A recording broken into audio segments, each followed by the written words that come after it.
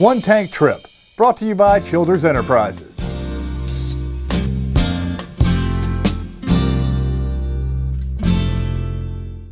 The railroad passed through Thurmond in 1873, and soon after was the focus of activity in the gorge. They would have passenger trains 15 times a day stopping at the Thurmond train depot, but freight trains were every 15 minutes.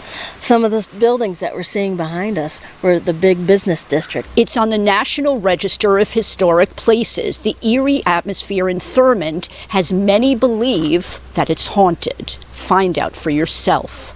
As a ghost of its former self, it's not technically a ghost town.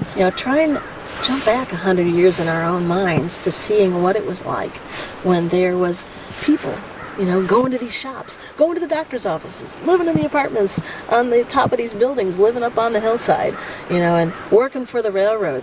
There was probably over 20 to 30 different types of jobs just for railroad employees alone. Back in the day, people lived in Thurmond, and others in nearby coal towns would stop by for shopping and entertainment. There were constant comings and goings during the industrial boom in the New River Gorge. People and businesses started moving away as things slowed down in the 1950s and 60s, with coal industry changes and the railroad going nationally from steam-powered engines to diesel. Right across the river, it seemed so close to Thurmond to be almost part of it.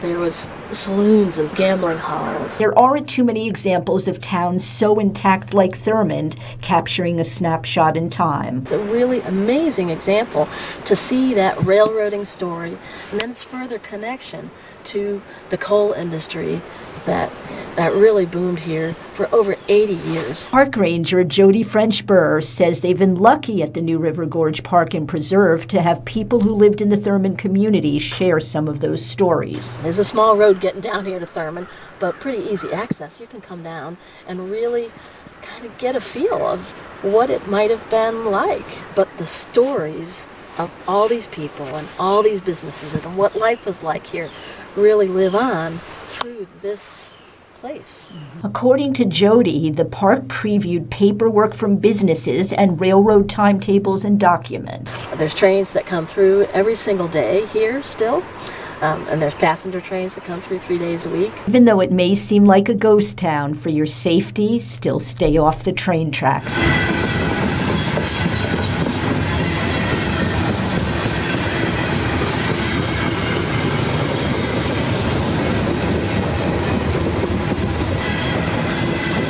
In Thurmond, I'm Jillian Risberg.